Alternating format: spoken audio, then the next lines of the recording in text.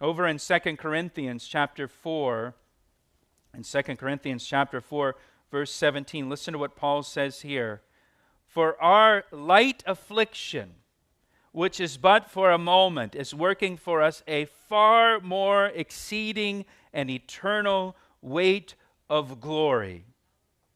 Our light affliction that we're going through right now in this world, in this life, he says it's for a moment, and it is actually working for us a far more exceeding and eternal weight of glory, he says here. That it's actually producing for us an even greater glory that awaits us in heaven. And Paul, he calls our present suffering, he calls it a light affliction. And you think about what Paul went through in his life as a servant of Jesus Christ and the ways that he suffered for Christ. None of us here would call Paul's suffering light affliction by any means. Well, it's light compared to the weight of glory that he will experience. It's light compared to what awaits him in heaven. And Paul also calls his affliction momentary. He says, but for a moment. This light affliction, which is but for a moment. This momentary light affliction, as some translations say. Any affliction we go through is momentary compared to eternity. It's momentary. You know, the Bible says that this life is a vapor. Compared to eternity, this life is a vapor. I mean, if you live to be 100 years old, and I don't know why you would want to live to be 100 years old, but let's just say you live to be 100 years old, and let's say you suffer for many, many years of your life. Well, that suffering is momentary compared to eternity in glory with Jesus Christ. I mean, you think about the Apostle Paul. He's been with Jesus Christ 2,000 years in glory. Do you think Paul is still hung up on the things that he suffered? In the 30 years of ministry he had here on the earth compared to 2,000 years of glory with Jesus Christ? Probably doesn't even come to his mind anymore. Any affliction we go through in this life is light compared to the weight of glory awaiting us in heaven, and it's momentary compared to forever.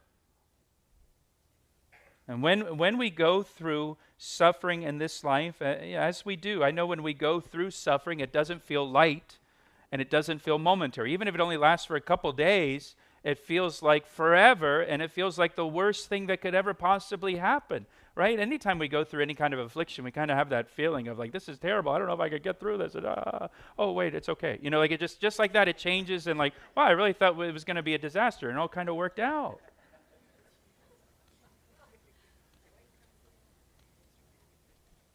Anytime we go through any kind of affliction or any kind of suffering, we should always attempt to view our suffering in light of eternity, just as Paul does here, and not dwell on what we're going through and how terrible it is, but to dwell on what awaits us with Jesus and fix our eyes on eternity. You know, over in Colossians chapter 3, if you're taking notes, verse 2, listen to what Paul says here. He says, set your mind on things above, not on the things on the earth. For you died, and your life is hid with Christ in God. And when Christ, who is our life, appears, then you also will appear with him in glory.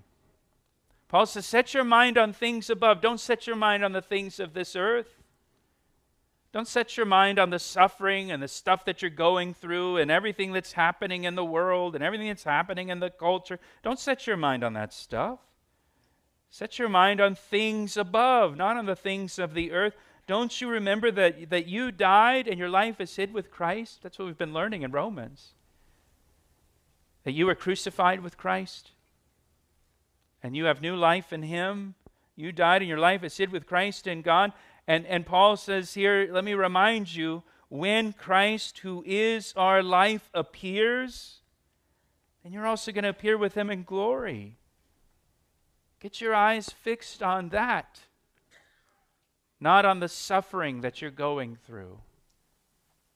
Get your eyes fixed on heaven and the glory that is to come, not the things that are going on in this world and in your life that you're afflicted with. You know, I remember when our kids were very young, and we would go to Florida, or we'd go to Disney World or whatever, and we'd drive, and it's so long to get there. And here we have them in their car seats, and they've got the 3-point harness, and they're strapped in, and they have no idea the affliction they're about to experience, spending 17 hours in the car or whatever it may be, unable to move because of this 3-point harness thing. And you know what we would talk to them about? How wonderful Disney World will be. How wonderful Florida will be once we get there. And we would just try to get their minds fixed on the destination, where we're going, and get their minds off of the affliction. Right? You didn't sit there and say to them, you think it's bad now? Well, we're only an hour into the trip. Give it another 15 hours. You're going to be miserable. And you're going to sit there in your wet diaper because we're not going to stop to change your diaper anytime soon. So just be uncomfortable. No. And if they would start to complain about how uncomfortable they were, how they tired they were, whatever, oh, wait till you get there. We're going to have so much fun. Wait till you see this. Wait till you see that. It's going to be glorious. And here's Paul in Colossians telling us, hey, get your eyes fixed on heaven, the destination, where we're going, where we're headed. And when you see Jesus Christ face to face, you will be with him in glory. And all of the things of this world will grow strangely dim and just fade away. All of the suffering, all of the affliction, it'll just disappear as you look into his glorious face in glory.